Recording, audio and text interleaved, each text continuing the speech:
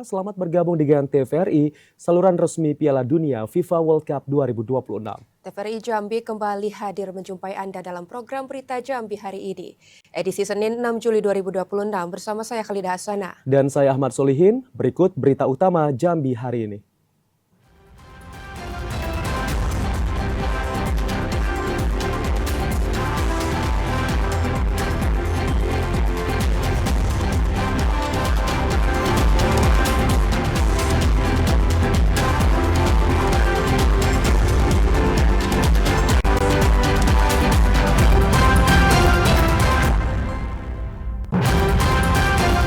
Polres Sarolangun tingkatkan patroli terpadu, pantau titik panas di kawasan rawan Karhutlah.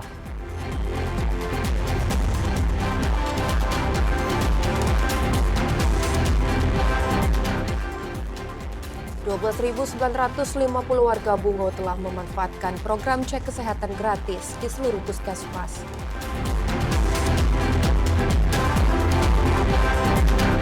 Tiga lokasi tambang emas ilegal di kawasan TNKS Jambi dan Sumatera Barat berhasil ditertibkan.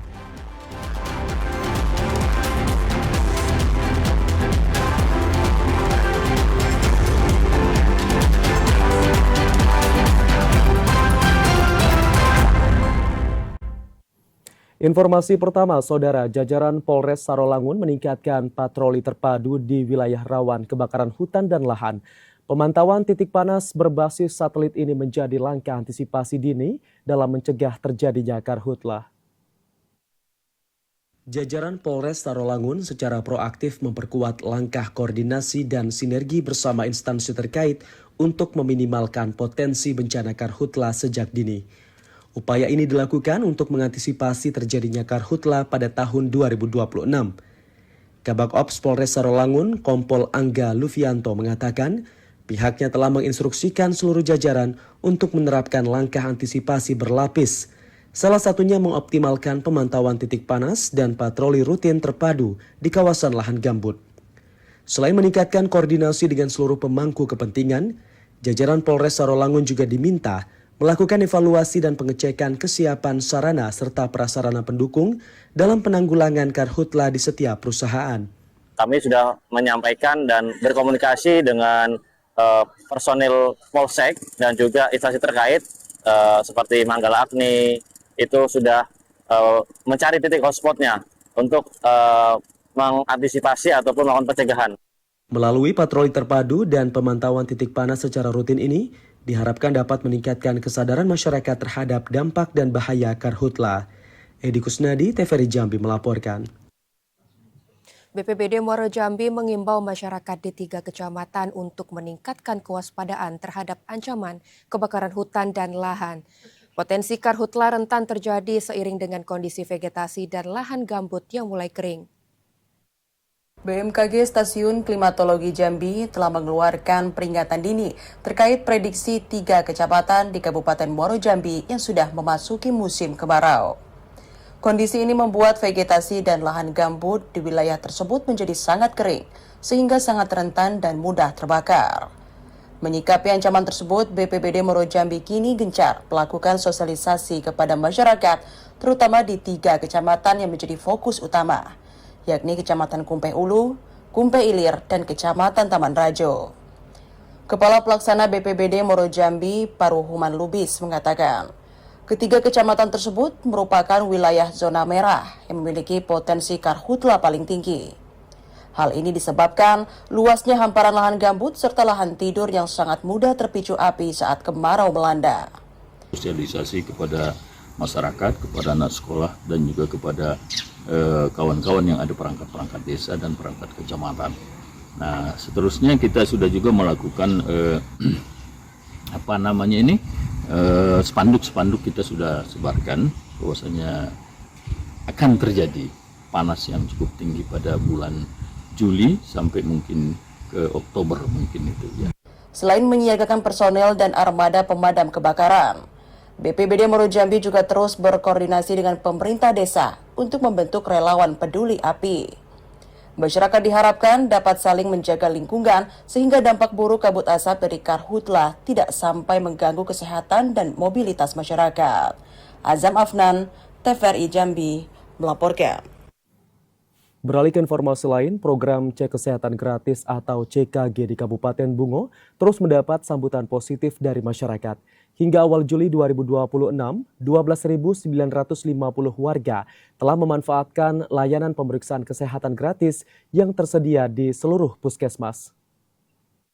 Program Cek Kesehatan Gratis CKG merupakan bagian dari upaya pemerintah untuk mendeteksi dini dari berbagai penyakit dan memperkuat layanan kesehatan preventif.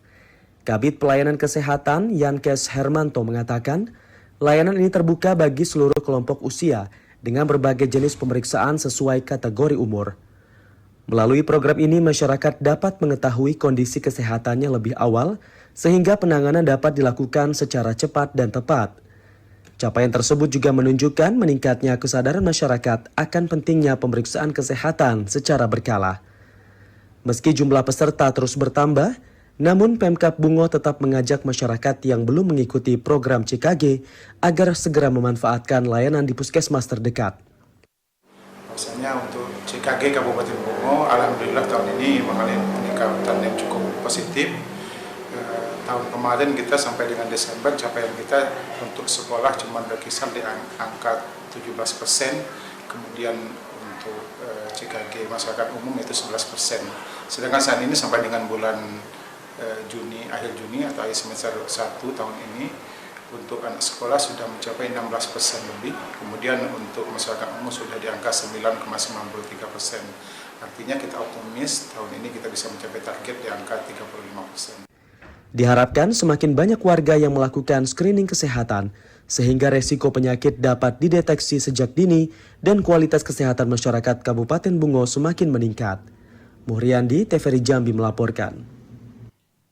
Saudara, kehadiran Koperasi Merah Putih mulai dirasakan manfaatnya oleh masyarakat. Selain lokasinya mudah dijangkau, berbagai kebutuhan pokok dijual dengan harga yang lebih terjangkau dibandingkan pasar. Koperasi Merah Putih menjadi salah satu alternatif masyarakat dalam memenuhi kebutuhan sehari-hari. Sejumlah komoditas pangan dijual dengan harga yang lebih murah sehingga membantu mengurangi pengeluaran rumah tangga.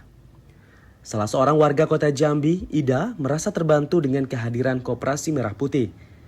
Harga telur ayam di koperasi hanya Rp1.800 per butir, lebih murah dibandingkan harga di sejumlah toko yang mencapai Rp2.000 per butir. Selain harga yang lebih terjangkau, ketersediaan barang yang memadai dan lokasi yang mudah diakses menjadi alasan masyarakat memilih berbelanja di Koperasi Merah Putih. Terbantu nian lah. Harganya murah, barangnya ada terus. Kita beli apa nih? Hari ini beli telur, biasanya beli minyak masih ada. Kayak mana? Untuk harganya sendiri di sini pakai mana? Murah. Murah. Dari toko-toko lain. Dari toko-toko lain. Penjaga Koperasi Merah Putih Kelurahan Selamat Kota Jambi, Ita, mengatakan berbagai kebutuhan masyarakat tersedia di Koperasi Merah Putih, khususnya sembako yang paling banyak diminati oleh banyak orang. Kalau untuk peningkatannya dari awal mulai buka gerai hingga sekarang gimana? Banyak peningkatannya. Karena dulu kan barangnya baru beras sama gula sama minyak. Kalau sekarang sudah banyak ragam dari barang jualan kami. Kalau di sini jual apa aja yuk? Ada telur, minyak, beras SPHT, teh, gula pasir, gulaku, juga gula curah, Indomie. Keberadaan Koperasi Merah Putih diharapkan mampu menjaga stabilitas harga kebutuhan pokok, kemudian memberikan kemudahan bagi masyarakat dalam memperoleh barang dengan harga yang lebih terjangkau. Joko, TVRI Jambi melaporkan. Menjelang tahun ajaran baru, aktivitas penjualan perlengkapan sekolah di sejumlah toko di Kabupaten Bungo belum menunjukkan peningkatan yang signifikan. Berbeda dengan tahun-tahun sebelumnya, para pedagang mengaku jumlah pembeli masih relatif sepi, meski berbagai kebutuhan sekolah telah tersedia. Rak-rak yang dipenuhi tas, buku tulis, seragam, sepatu hingga alat tulis sudah disiapkan sejak beberapa pekan terakhir. Namun suasana di sejumlah toko perlengkapan sekolah masih terlihat lengang. Hingga awal Juli ini jumlah pembeli masih didominasi oleh masyarakat yang membeli kebutuhan dalam jumlah terbatas. Kondisi ini berbeda dengan tahun-tahun sebelumnya di mana toko mulai ramai didatangi pembeli beberapa pekan sebelum masuk sekolah. Salah seorang pedagang perlengkapan sekolah, Nur Aini, menduga sepinya permintaan karena sebagian orang tua masih menunggu jadwal pasti masuk sekolah maupun pembagian daftar kebutuhan dari pihak sekolah. Selain itu, banyak keluarga yang memilih memanfaatkan perlengkapan sekolah yang masih layak digunakan untuk menghemat pengeluaran. Saya udah jauh menurunnya lah. Karena biasanya kan insya Allah kalau udah mendekati mau sekolah ini kan udah rame nih pada pembeli. Nah sekarang malah sepi, terus sepi. Berarti omset Ibu agak turun. Menurun ya, betul-betul menurun. Apa penyebab Ibu sampai sepi sekarang? Ya kita mungkin berdampak dari ekonomi juga Pak. Dari pertama dan mungkin dari harga karet atau sawit. Nuraini berharap permintaan akan mulai meningkat dalam beberapa hari ke depan seiring semakin dekatnya hari pertama masuk sekolah sehingga mampu mendongkrak omset penjualan. Muhriandi, TVRI Jambi melaporkan. Saudara, tetaplah bersama Jambi hari ini karena kami masih akan kembali dengan sejumlah informasi penting dan menarik lain untuk Anda. Di antaranya Polda Jambi ungkap 591 kasus narkotika dan amankan 931 tersangka selama semester pertama 2026.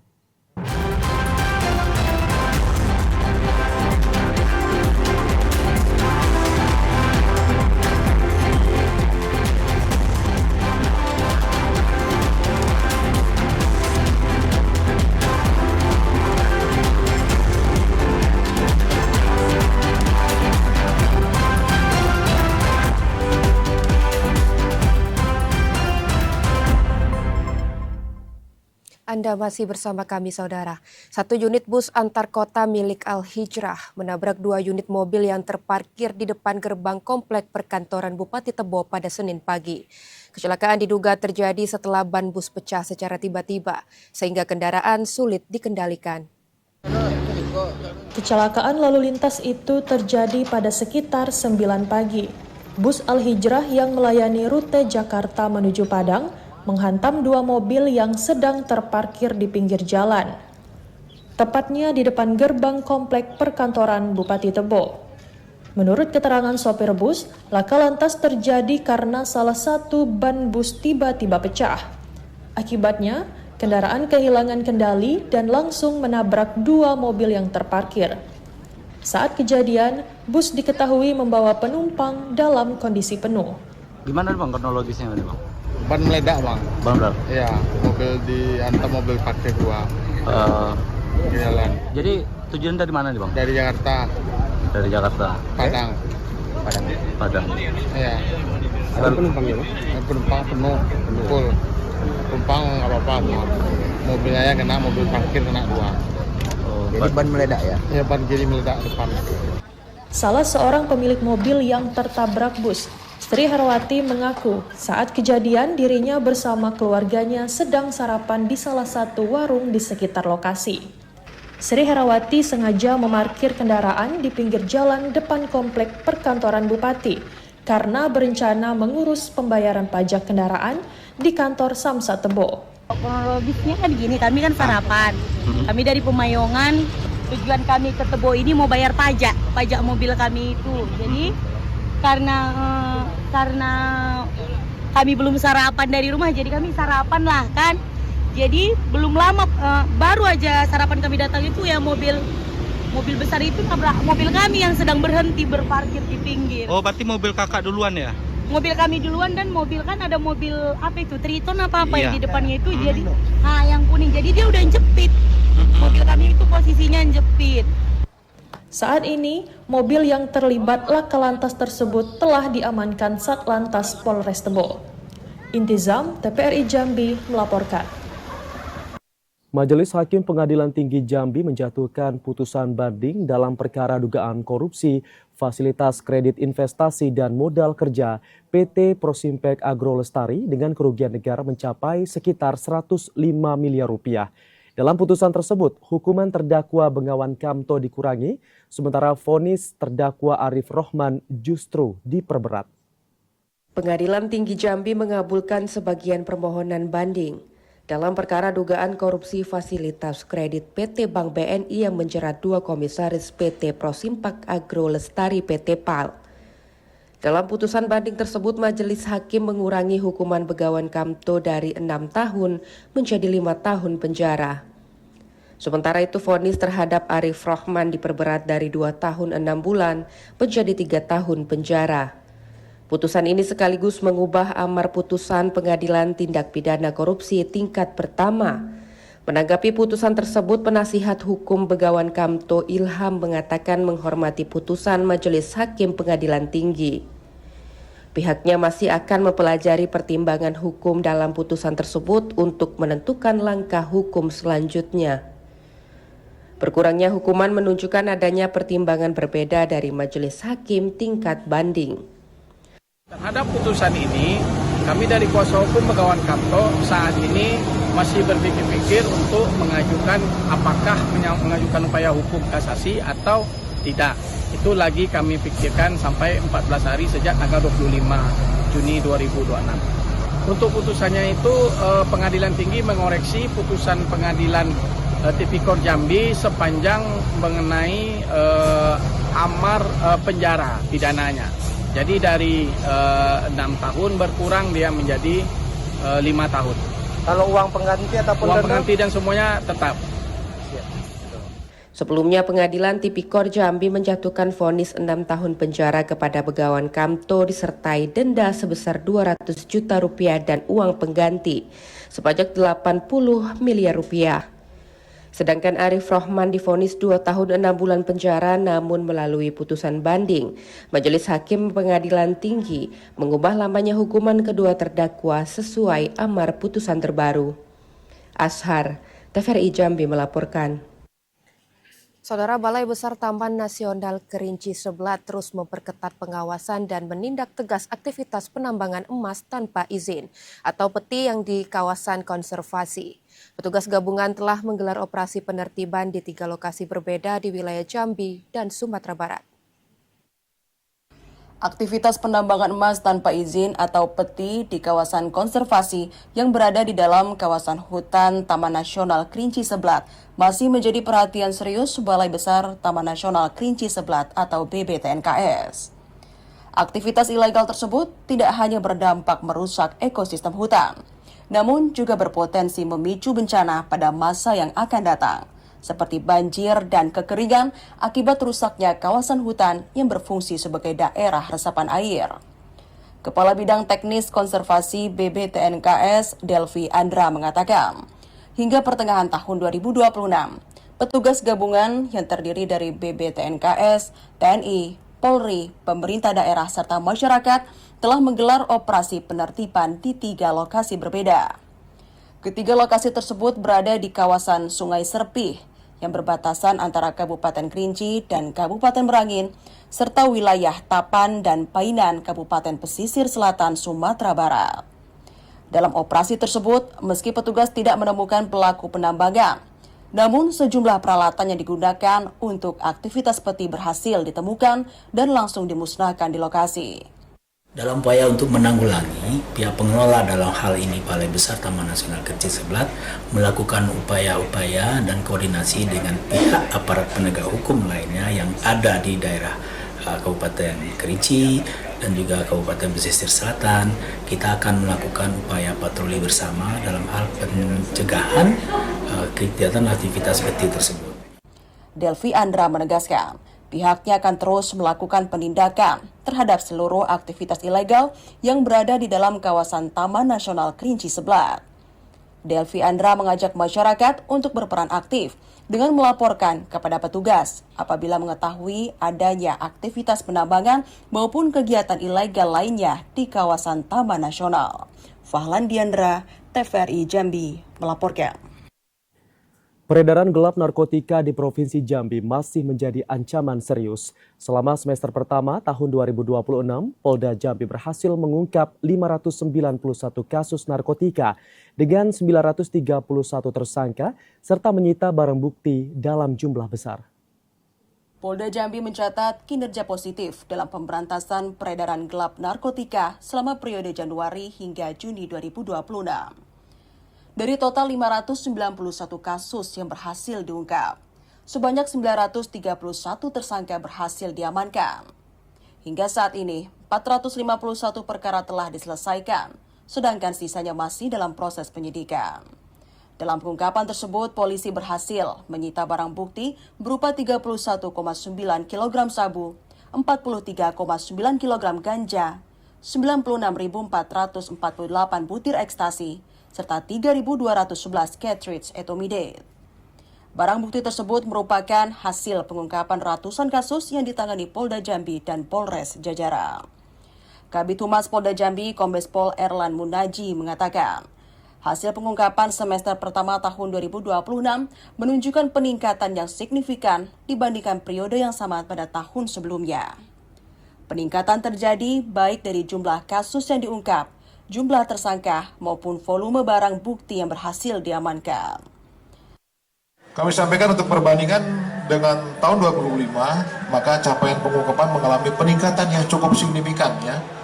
Laporan polisi meningkat 40%, kemudian penyelesaian perkara meningkat 49,8%, jumlah tersangka meningkat 56,5%, kemudian barang bukti sabu meningkat 93,3%, barang bukti ganja meningkat 220,4%, barang bukti ekstasi meningkat 1.465,2%, dan pengungkapan etomidate meningkat 100% ya, yang merupakan salah satu new physical active substance atau disering dikenal NPS.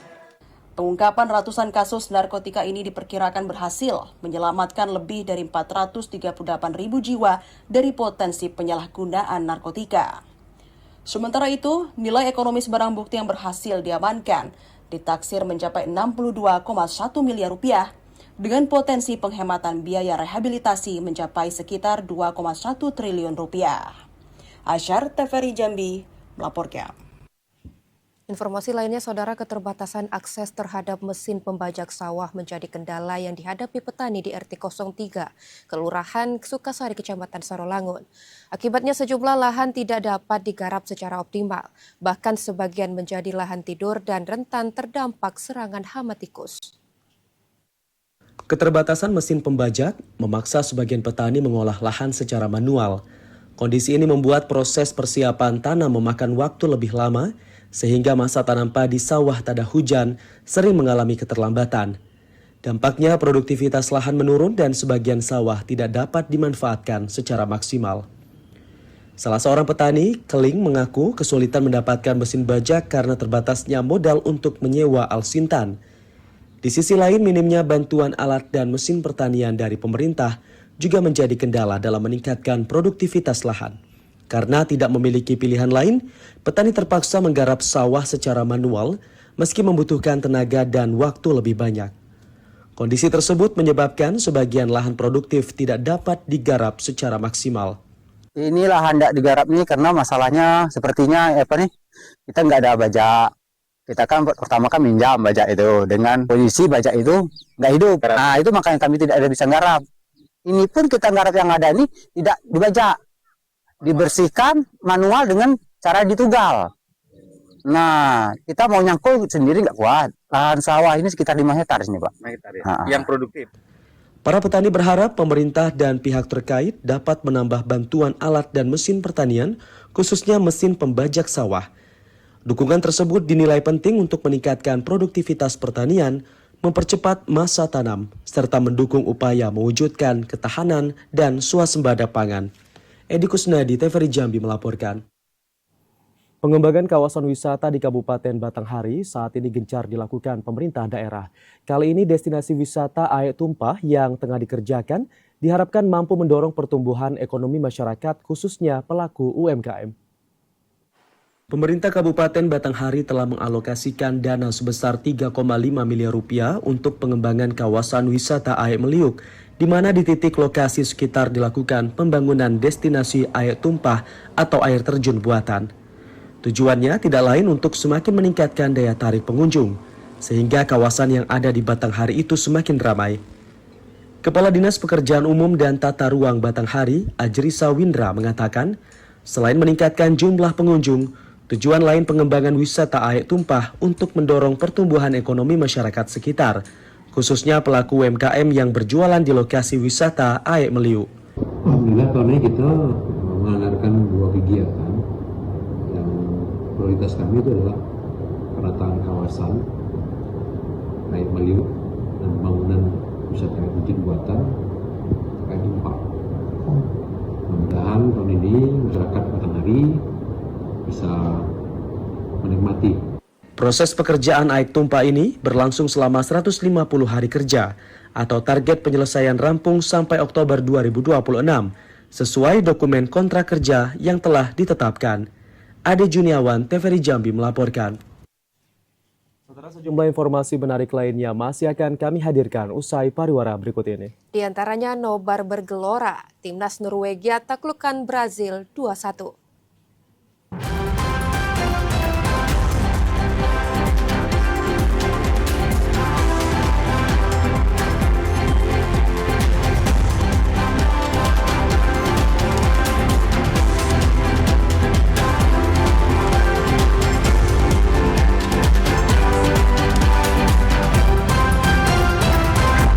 Terima kasih Anda masih bersama Jambi hari ini. Pemerintah Provinsi Jambi menggelar rapat teknis untuk mematangkan pelaksanaan kegiatan nonton bareng atau nobar Piala Dunia FIFA 2026. Rapat ini dilakukan untuk memastikan seluruh rangkaian acara berjalan aman, tertib, dan mampu memberikan dampak positif bagi masyarakat maupun pelaku usaha. Rapat teknis nobar Piala Dunia 2026 yang dipimpin oleh jajaran pemerintah Provinsi Jambi ini diikuti oleh berbagai organisasi perangkat daerah, aparat keamanan, serta instansi terkait. Pembahasan meliputi kesiapan lokasi, pengamanan, pengaturan lalu lintas, fasilitas pendukung, hingga antisipasi lonjakan jumlah penonton. Selain menjadi ajang menyaksikan pertandingan sepak bola dunia, kegiatan nobar juga diharapkan menjadi wadah mempererat kebersamaan masyarakat, sekaligus menggerakkan perekonomian daerah melalui keterlibatan pelaku UMKM di sekitar lokasi acara. Asisten 2 Bidang Perekonomian dan Pembangunan Provinsi Jambi, Samsur Rizal mengatakan, acara nonton bareng Piala Dunia sesuai dengan surat edaran Mendagri. Nobar pada laga semifinal hingga final ini akan digelar di depan lapangan Merdeka Kantor Gubernur Jambi dan di depan rumah dinas Gubernur Jambi. Hari Senin tanggal 6 sesuai dengan edaran dari surat Mendagri bahwa kegiatan untuk melaksanakan nonton bareng Piala Dunia tahun 2026. Tadi kita dihadiri beberapa instansi terkait, tim teknik semua, kita akan menyusun kegiatan nonton bareng pada final di tahun 2026 ini. Menyampaikan semua kegiatan-kegiatan yang akan dilaksanakan mulai dari tanggal 15, 16, dan sampai dengan final yang akan kita laksanakan dan akan dilaksanakan di 2 titik lokasi di daerah perkantoran Telanai-Pura dan di depan rumah dinas gubernur. Melalui rapat teknis ini, seluruh pihak berkomitmen memperkuat koordinasi sehingga pelaksanaan nobar Piala Dunia 2026 dapat berlangsung sukses dan menjadi momentum kebersamaan masyarakat dalam mendukung kemeriahan pesta sepak bola dunia. Silva Yazir, TVRI Jambi melaporkan. Tetaplah bersama Jambi hari ini karena kami masih akan kembali dengan sejumlah informasi penting dan menarik lainnya. Di antaranya Gubernur Al-Haris melakukan peletakan batu pertama RSUD Kabupaten Kerinci di Kecamatan Siula.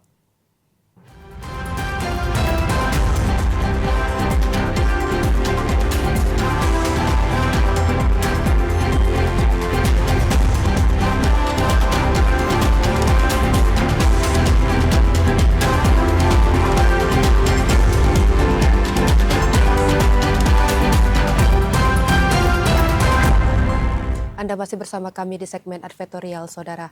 Gubernur Jambi Al-Haris melakukan peletakan batu pertama RSUD Kabupaten Kerinci. Kehadiran rumah sakit ini diharapkan memperluas jangkauan pelayanan sekaligus memenuhi kebutuhan layanan medis masyarakat. Gubernur Jambi Al-Haris secara resmi melakukan peletakan batu pertama pembangunan Rumah Sakit Umum Daerah RSUD Kabupaten Kerinci di Bukit Tengah, Kecamatan Siula. Prosesi tersebut menandai dimulainya pembangunan rumah sakit yang diproyeksikan menjadi pusat pelayanan kesehatan bagi masyarakat Kabupaten Kerinci dan sekitarnya. Gubernur Al-Haris menegaskan pembangunan RSUD Kerinci merupakan langkah strategis untuk memperkuat pelayanan kesehatan di wilayah barat Provinsi Jambi. Keberadaan rumah sakit yang lebih representatif akan memperluas akses masyarakat terhadap pelayanan medis sekaligus mengurangi ketergantungan rujukan keluar daerah. Untuk mendukung operasional rumah sakit, pemerintah Provinsi Jambi berkomitmen membantu pemenuhan kebutuhan fasilitas kesehatan, termasuk alat kesehatan dan ambulans. Di saat yang sama, Pemprov Jambi juga meningkatkan kualitas sumber daya manusia melalui pembiayaan pendidikan dokter umum asal Jambi agar dapat melanjutkan pendidikan dokter spesialis, terutama pada bidang anestesi, bedah, dan paru. Pusat membangun APBN Rumah Sakit Kerinci ini dengan nilai 137,5 miliar. Ditambah alkesnya 50 miliar lebih. Nah, nanti karena ini dibangun single year, artinya selesai 1 tahun anggaran, insya Allah Desember akan selesai. Mudah-mudahan 2027 akan bisa dioperasikan rumah sakit nantinya. Kita berharap demikian dan kami juga akan memantau terus. Nanti mana yang kurang nanti kita akan penuhi provinsi sebagai wakil pusat di daerah. Intinya adalah kita berharap proses pembangunannya lancar semuanya. Tidak ada gangguan. Sampai Desember selesai, hasilnya bagus, dan nanti bisa untuk dioperasikan.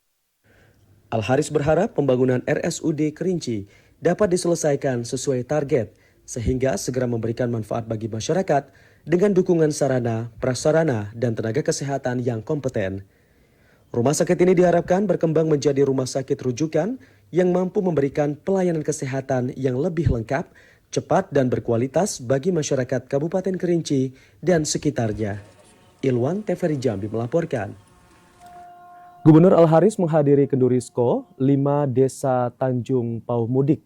Tradisi yang digelar setiap 5 tahun ini menjadi sarana mempererat silaturahmi sekaligus meneguhkan komitmen melestarikan budaya lokal.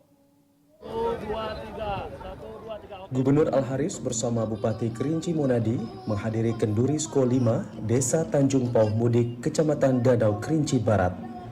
Tradisi adat yang digelar setiap 5 tahun ini tidak hanya menjadi ajang pelestarian budaya, namun juga menjadi momentum untuk memperkuat silaturahmi antara pemerintah daerah dengan para pemangku adat, tokoh masyarakat, dan ribuan warga yang memadati lokasi kegiatan.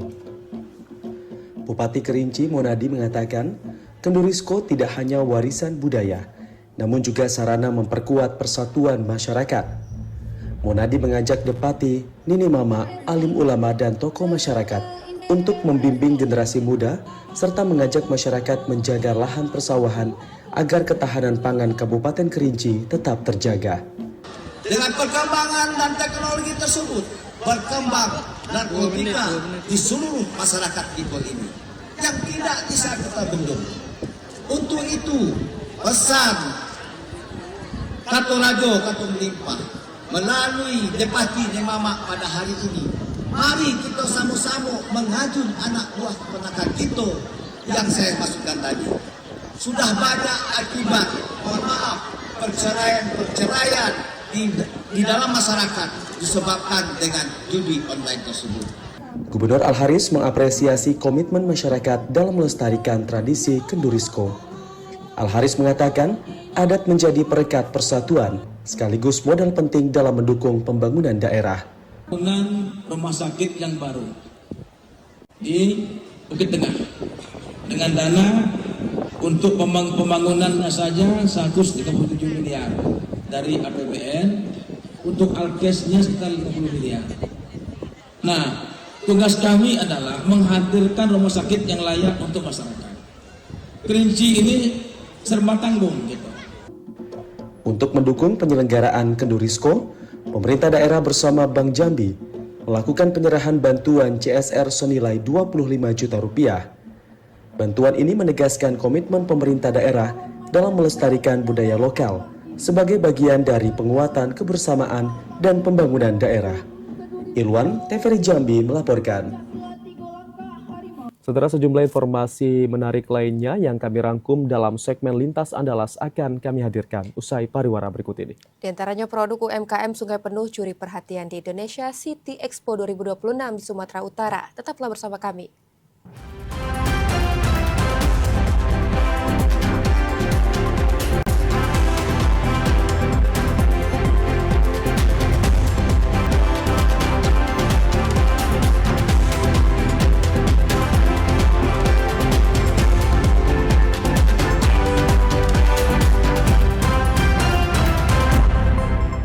Anda masih bersama Jambi hari ini, Saudara.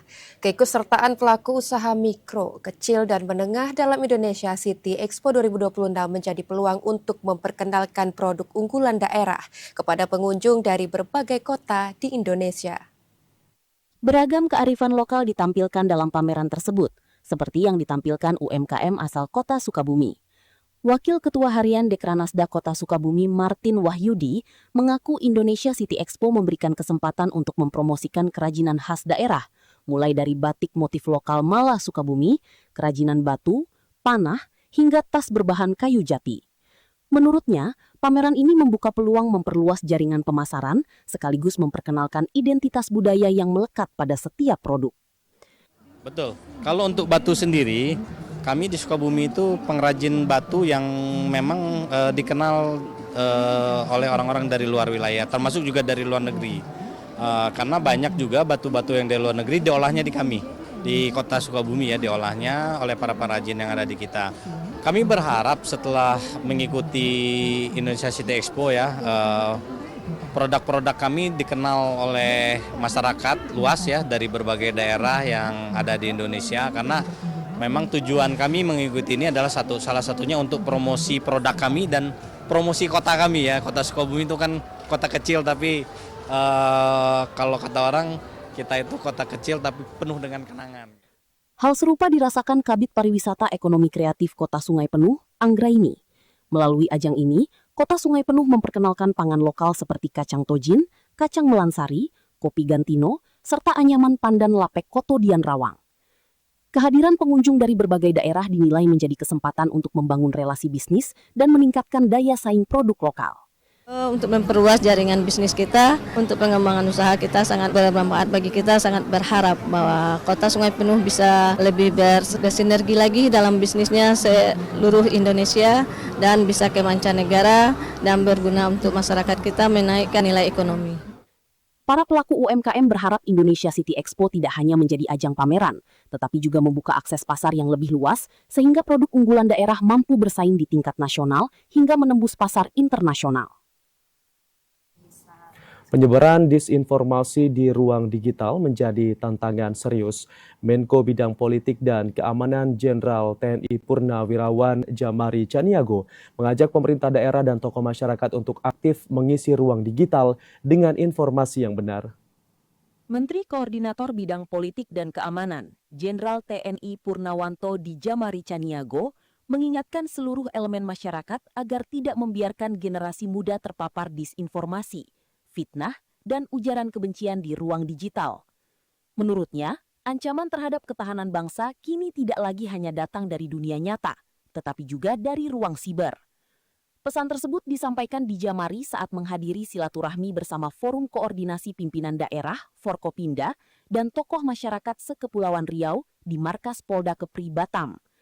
Untuk menghadapi tantangan tersebut, di Jamari mengajak pemerintah daerah, Forkopimda, serta tokoh masyarakat memperkuat penyebaran informasi yang akurat, edukatif, dan membangun guna mengimbangi maraknya hoaks di ruang digital. Selain menyoroti ketahanan digital, di Jamari juga mengapresiasi capaian pertumbuhan ekonomi Provinsi Kepulauan Riau yang telah melampaui 7%, menjadikannya salah satu yang tertinggi secara nasional. Menurutnya, pertumbuhan tersebut menunjukkan keberhasilan pemerintah daerah bersama Forkopimda dalam menjaga stabilitas keamanan, sehingga mampu meningkatkan kepercayaan investor. Tetapi perjalanan kita, karena ada kemajuan teknologi yang begitu pesat, maka handphone kita isinya segala macam. Ya, mulai dari disinformasi, fitnah, dan kebencian. Saya tidak terlalu mengkhawatirkan itu hanya sekedar masuk dilihat di handphone saya. Tapi yang saya khawatirkan adalah kalimat-kalimat yang ada di situ itu diserap oleh anak-anak kita, diserap oleh penerus kita. Ini yang bisa merusak. Nggak mungkin negara yang kita bangun di sini, yang kita bersama-sama berkorban untuk itu, bisa dilanjutkan oleh anak-anak kita yang sebenarnya kepalanya sudah terbentuk dengan 3 hal tadi itu. Oleh sebab itu maka kita harus waspadai ini. Waspadai betul masalah-masalah yang berkaitan dengan alat komunikasi ini. Eko Surya, TVRI Kepri melaporkan. Saudara, antrian panjang kendaraan yang ingin mengisi BBM jenis solar masih terjadi di SPBU di Kota Sibolga. Antrian kendaraan ini mengular hingga sepanjang 3 km. Kendaraan yang mengantri di SPBU tersebut didominasi truk dan angkutan umum, dan kondisinya tampak mengular hingga mencapai 3 km, sehingga mengganggu arus lalu lintas lainnya yang melintas di sekitar SPBU. Antrian kendaraan akibat kondisi kelangkaan bahan bakar minyak jenis solar ini benar-benar sangat dikeluhkan oleh para pengguna jalan, khususnya para supir truk. Kondisi ini menyebabkan para pengendara truk dan angkutan umum harus bertahan di jalanan hingga berjam-jam untuk hanya mendapatkan pasokan solar yang mereka butuhkan.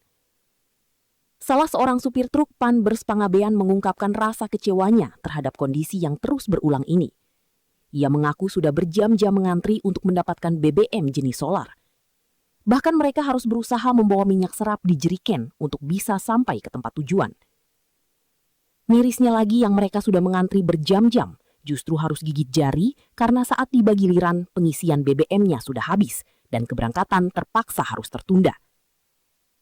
Warga dan para supir berharap ada pengawasan ketat dari pihak terkait agar distribusi solar subsidi kembali normal dan tepat sasaran. Menko Bidang Infrastruktur dan Pembangunan Kewilayahan Agus Harimurti Yudhoyono resmi membuka Sinode Besar tahun 2026 Gereja Pentakosta Indonesia di Kota Pematang Siantar. AHY juga mengajak GPI untuk terus menjadi kompas moral bagi masyarakat di tengah tantangan digitalisasi, krisis iklim, dan gejolak ekonomi global. Sinode Besar tahun 2026 Gereja Pentakosta Indonesia digelar di Gedung Raja Wali Kota Pematang Siantar pada Jumat 3 Juli 2026. Kegiatan ini berlangsung hingga 5 Juli 2026 dan diikuti ribuan jemaat, pimpinan gereja, pendeta, serta delegasi Gereja Pentakosta Indonesia dari berbagai daerah di tanah air.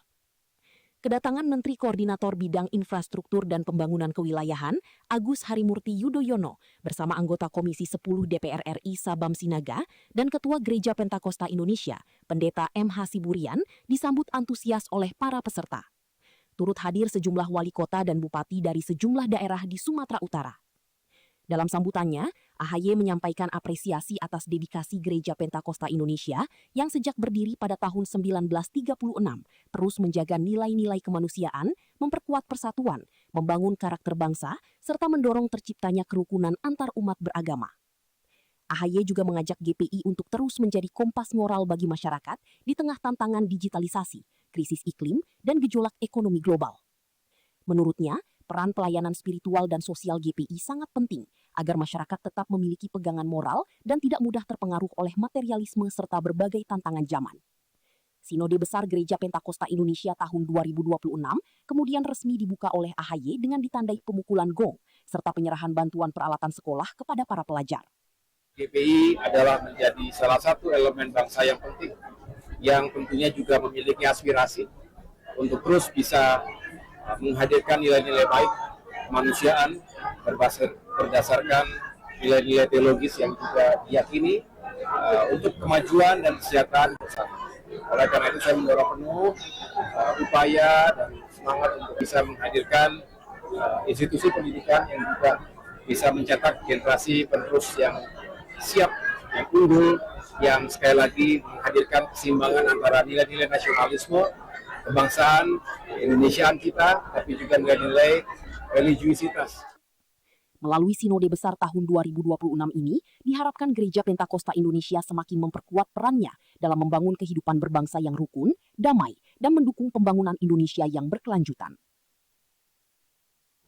Usai sudah kami menemani Anda di Jambi hari ini. Jangan lupa saksikan dan ikuti terus siaran langsung Piala Dunia FIFA 2026 hanya di kanal TVRI Nasional dan TVRI Sport. Akhirnya saya Ahmad Solihin. Dan saya Khalidah Hasanah bersama kerabat kerja yang bertugas pamit undur diri. Wassalamualaikum warahmatullahi wabarakatuh dan sampai jumpa.